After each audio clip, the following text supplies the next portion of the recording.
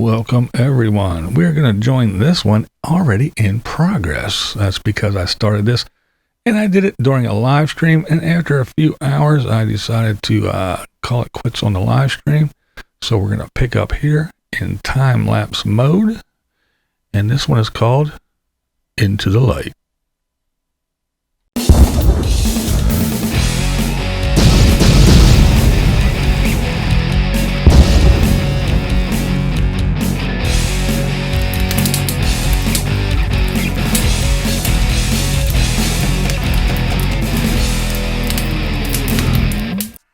Alright, yep. Started this one on live stream. This is how far it got after a couple hours. And we're just going to pick up from here. Now this one, we're going to really concentrate on the light source. Because it's very important in this particular painting, and you will see as it progresses why I say all that.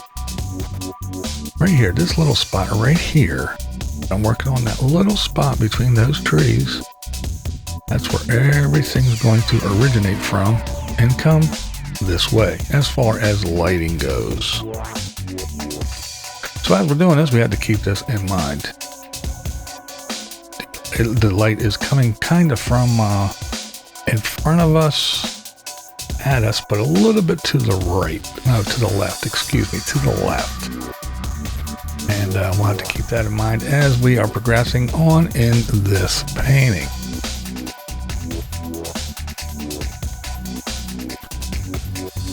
Now, there's a lot of little tree trunks here and there, and I'm going to detail them out a little bit, not get too crazy, but we don't want a bunch of little gray sticks and brown sticks sticking around, so we're gonna detail them up a little bit to give this a little bit of realism. We started out with, we already have most of the background all in. Things off into the distance in our background, so we're gonna be picking up with these trees. And there's lots of them again, and we're gonna make them look like trees instead of a bunch of sticks. So we're gonna detail them out a little bit. Give them some bark, some little nubs, and indications of different types of trees so they all don't look the same.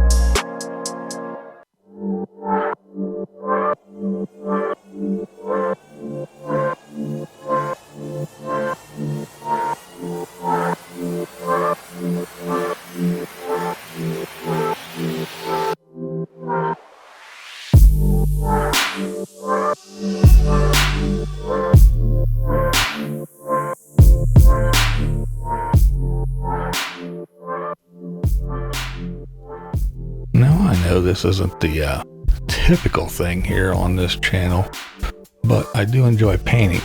However, if folks really don't want to tune in and watch these, then I will stop posting them for sure, because it does take a lot of work. I can just sit down and paint and go about my business and boom, ta-da. Instead of getting cameras ready and the lighting and remember to hit record, and then sitting down and editing these things that are way too long and make them somewhat of a watchable length, and then doing these little voiceovers and everything, trying to make them interesting. So it takes a lot of times, a lot of time and effort when I could be actually painting instead of sitting here doing this. So if the views don't pick up, then yeah, I'm still gonna paint, but I will not be posting. It's just too much to be posting for, less than 100 views. So I will still remain painting, but I just won't be posting. All right, now we're going to work on the forced floor. And again, everything layers, layers, and layers. Had that dark under painting, and we're going to go on top with different browns and everything. Now we're going to do like I did before. If you watched, punch some holes in these trees. Let the sky come through. Mix up some sky color and just punch some holes in, and that opens up that canopy. Makes it look more realistic and lets some light and air into this painting.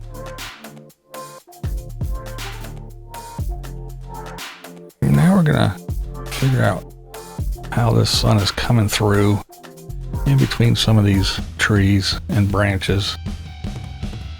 And we're gonna start establishing that light.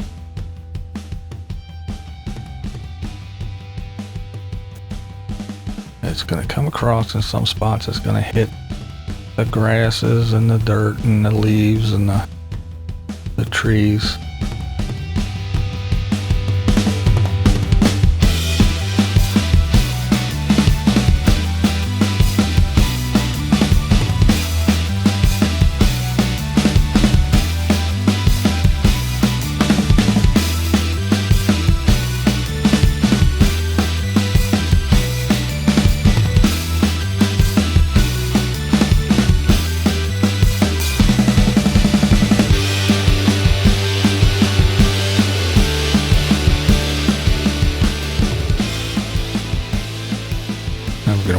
Forest floor again a little bit more, so you have some reds and oranges.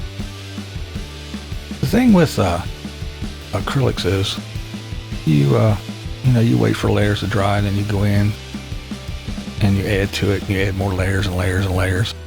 The disadvantage of it is for oils is with oils you have those underpaintings, those undertones, and they don't dry. So whenever you go over it with something, it makes a new color all on its own just by different tones. One little color going over it mixes differently. It gives you all kinds of tones and textures. Whereas with acrylics, you actually have to get in there yourself and lighten and darken colors up and add and go around and do things, because it just doesn't happen on its own. You have to create all those different layers, tones, put the textures and stuff in.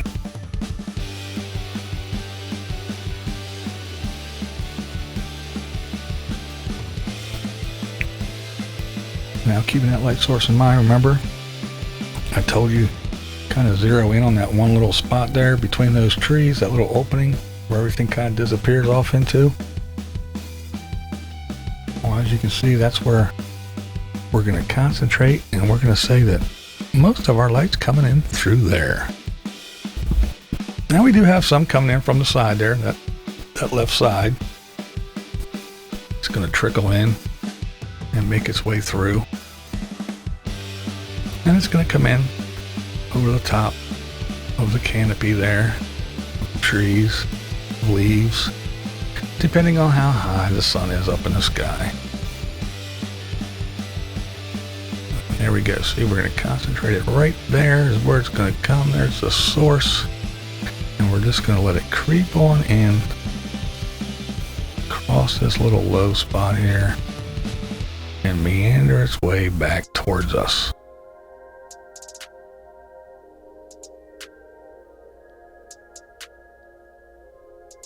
Starting with some yellowy tones, and we'll get brighter later.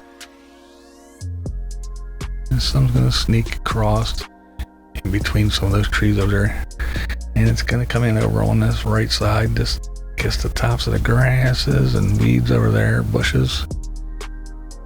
And then it's going to snake its way in between the tree trunks and come over towards us.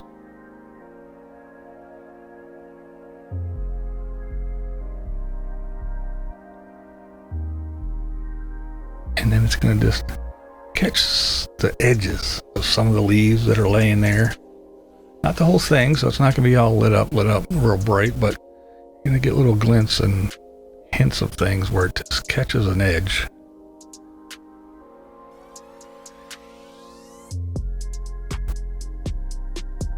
See that little sparkle or twinkle here and there.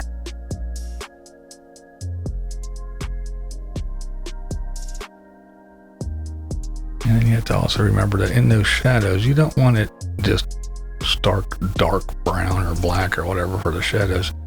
You want to be able to see some of the stuff that's laying there on the ground in those shadows.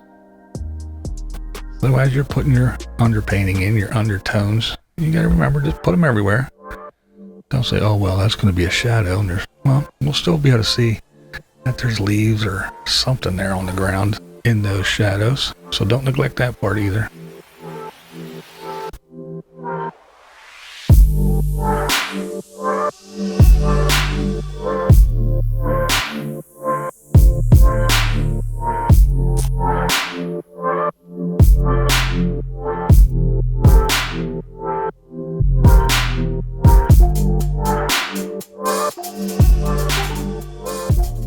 Take notice, I'll go over this several times with reds and oranges and browns and greens and yellows and all sorts of different, even white. Yeah, we want to get it all in there, layers. I say it so often. It's all about the layers.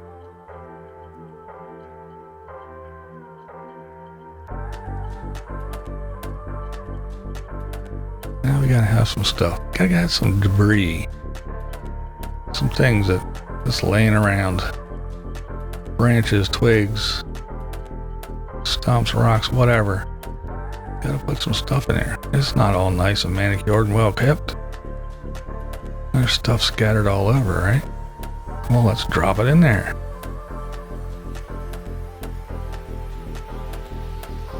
And once we do drop it in, we're gonna have to go back and we're gonna have to hit it with some highlights here and there where the sun is and do all kinds of things to make it blend into that painting that you have. You just don't want to plunk something in there. You gotta make it meld right into the painting. So we'll do that by just a couple layers, different little colors, a little hint of where the sun's gonna catch it, and then put a little shadow maybe behind it. Just things like that. It's the little things that make it worthwhile.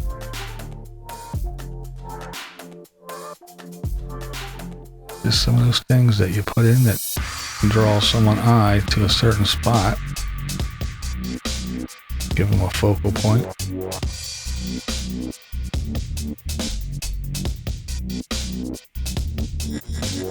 And then once you draw them in, then you gotta give them things to look around. When they start looking around, they see this and they see that and they go, oh, look at that.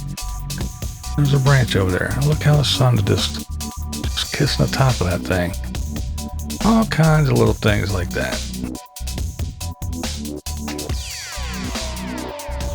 Now we're going to go up here and we're going to put in some leaves and branches right real close up in our face like. And then we're going to have to figure out how our light's going to be affected, how it's going to come in, what's going to hit, what's not. All about the light source in this one. To keep it looking as realistic and as possible as possible.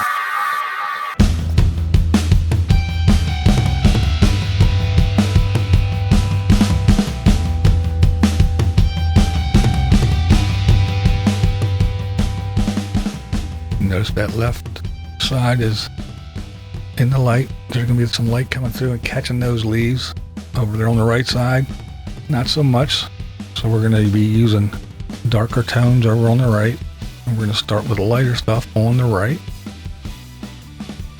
And this branch hanging here in the middle, we're going to kind of mix it up. Going to have some dark and light spots where the light's dancing off of some, but not quite reaching some.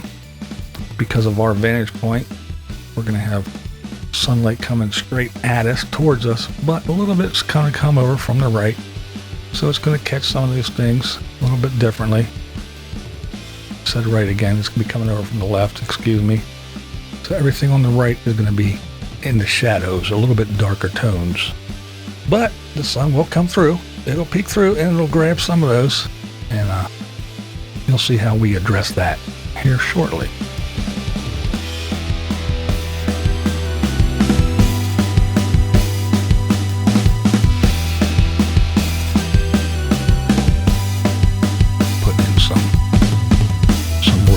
Some rusty colors just to break it up.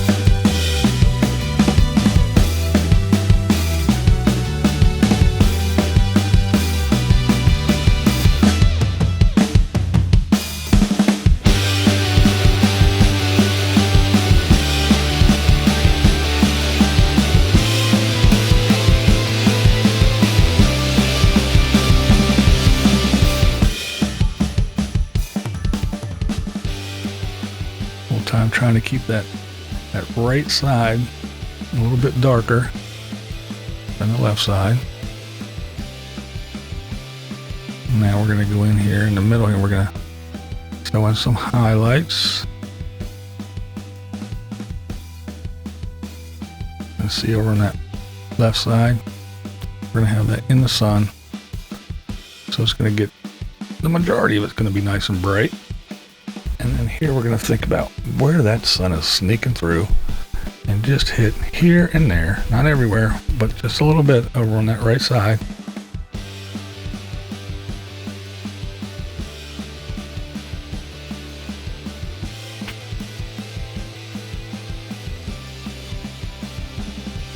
Again, that word, here comes layers. See, we're going to go in yet again with even more highlights.